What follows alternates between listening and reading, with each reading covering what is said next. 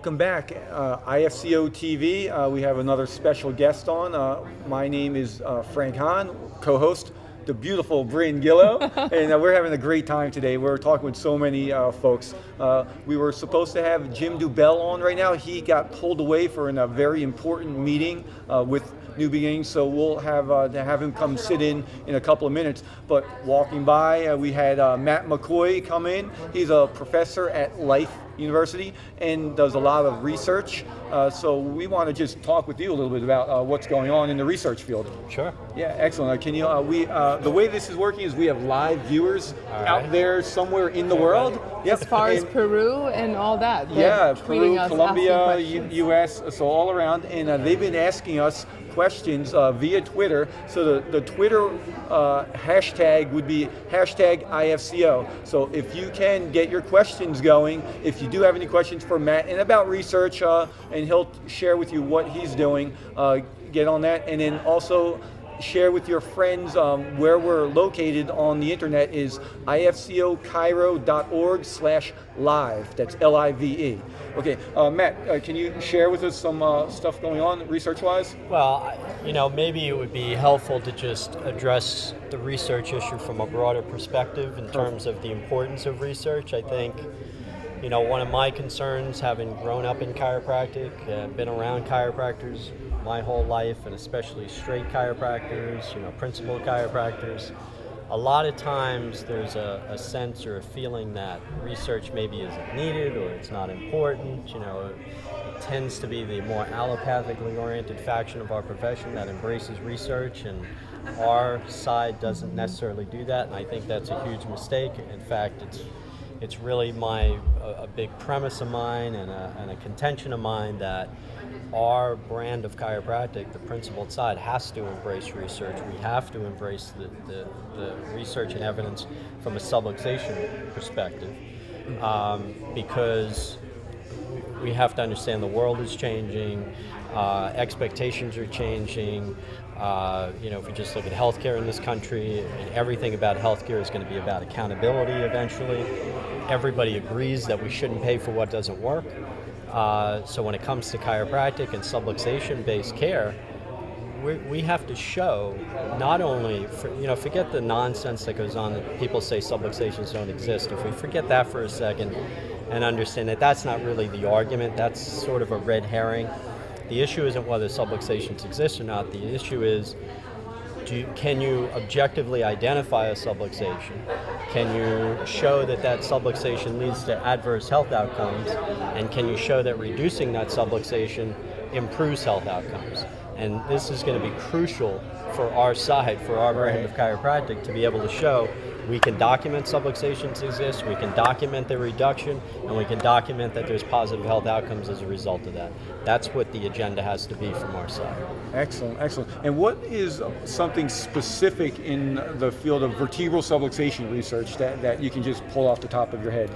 Well, I'll give you an example of what we're talking about here. So objective measures relative to subluxation. So there's a lot of people out there that say, well, the reason why we have a problem with this is because nobody agrees on a definition of subluxation. That's BS. Right. Common to every model of subluxation is a biomechanical and a neurological component, no matter what model you look at from a research perspective or any perspective. And both of those components can be measured objectively, right? So if we take the neurological component and talk about thermal scanning, there is very good data that shows that thermal scanning is a valid and reliable procedure to measure neurological changes pre and post adjustment. Right. So here's a perfect way that we can show objectivity, never mind in an individual practitioner's office, but from a research perspective on a larger scale. So, that's just one example. And the same could be for biomechanical changes in the use of X-ray and things of that nature. Right. Wow. Excellent. And so now, you're a professor at Life U? Yep. Okay, great, excellent. So what's some of the, let's say the student enthusiasm about chiropractic down there? I know we have quite a few students here at New Beginnings. Right. Can you share with what they're thinking about the profession? Well, it's interesting, when I talk to students, and we were actually talking about this at the luncheon, was talking about with Chuck Ribley, and you know, the reality is, I don't know that I think it matters what school you go to. I think there's no question about that. But just because you go to a certain school doesn't mean that you're going to get it. Doesn't mean that you're going to be infused with it. Because I get students there last year. They spend their last year with me, and you know, there's different kind of students. But you know, there's those students that they just sit with their arms crossed, and you're not breaking through that. They've decided what they believe. They've decided what they're going to do. They've decided what their philosophy is, because you have to have one. You have no choice in that. Right. So I think it's about whether or not chiropractic is in you. You know, you have to have a piece of it in you. Here's a little something. I'm on the IFCO committee for the student chapters, all the different schools that have student chapters, and some of them have harder times learning the philosophy and implementing it, communicating it. So what I find is they need a very good mentor and to share with them. So the students out there that you're struggling with the communication skills or the philosophy, make sure you find a chiropractor who you want to practice like. Ask them questions, modeled after them, and then take that and utilize it when you're going to graduate. And that's the best way that helped me in my practice, is model after the successful chiropractors who I wanted to be like. Yeah. I wanted to ask Matt a little bit of a different question yet. On top of being a professor and doing the research and all that, you also deal with malpractice insurance for chiropractors. Yes. And the IFCO likes to suggest to people, that this is the kind of company, ChiroFutures, that you should go with when you sign for your malpractice insurance. What would you say? Why should people pick your company? What makes you stand out from others? Well, I think, with anything in business, with anything in life, I think you've got to be congruent. You've got to support those that support your fundamental tenets and your principles. And within our profession, I don't think it's a big secret that we have some splintering in the profession. We have people that are doing different things. It's not a straight mixer thing anymore. There's all kinds of chiropractors out there. But I think that what you spend your money on is a reflection of your values, and I think you got to be very particular about who we're supporting in the profession and whether or not they're supporting our values. And that goes for buying face paper, for buying tables, for buying computer equipment, and buying malpractice insurance.